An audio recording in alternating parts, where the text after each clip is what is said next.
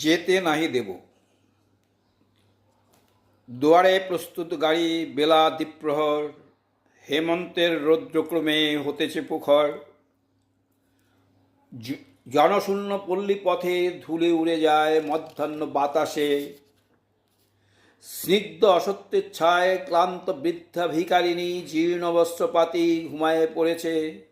যেন রৌদ্রময়ী রাতি, ঝা ঝা করে চারিদিকে নিস্তব্ধ নিঝুম। শুধু মোর ঘরে নাহি বিশ্রামের ঘুম। গিয়েছে আশ্বিন, পূজার ছুটির শেষে ফিরে যেতে হবে আজি বহুদূর দেশে সেই কর্মস্থানে। ভৃত্যগণ ব্যস্ত হয়ে বাঁধিছে জিনিসপত্র দরাদরি লয়ে। হাঁকাহাঁকি ডাকাডাকি এ ঘরে ও ঘরে।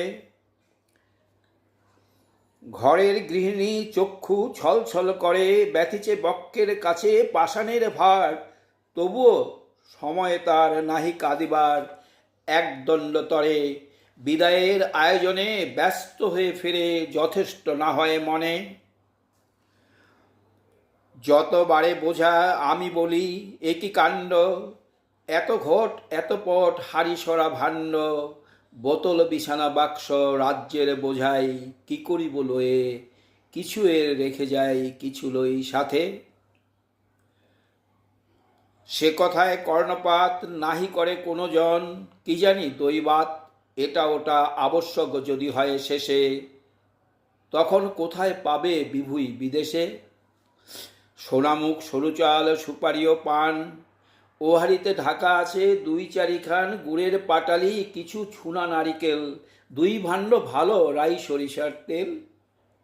আমসত্ত্ব আমচুর সের দুই দুধ, এইসব শিশি কৌটা ওষুধ বিশুদ্ধ। মিষ্টান্ন রহিল কিছু হাড়ির ভেতরে, মাথা খাও ভুলিও না খেও মনে করে। বুঝিনু যুক্তির কথা বৃথা বাক্য ব্যয়, বোঝাই হইল উঁচু পর্বতের ন্যায়। তাকানু ঘড়ির পানে তারপরে ফিরে, চাহিনু প্রিয়ার মুখে কহিলাম ধীরে, তবে আসি। অমনি ফিরে মুখখানি নত শিরে, চক্ষু পরে বস্ত্রাঞ্চল টানি। অমঙ্গল অশ্রুজল করিল গোপর। বাহিরে দ্বার প্রান্তে বসি অন্নমর, কন্যা মোর 4 বছরের। এতক্ষণ অন্য দিনে হয়ে যেত স্নান সমাপন। দুটি অন্ন মুখে না তুলিতে আখি পাতা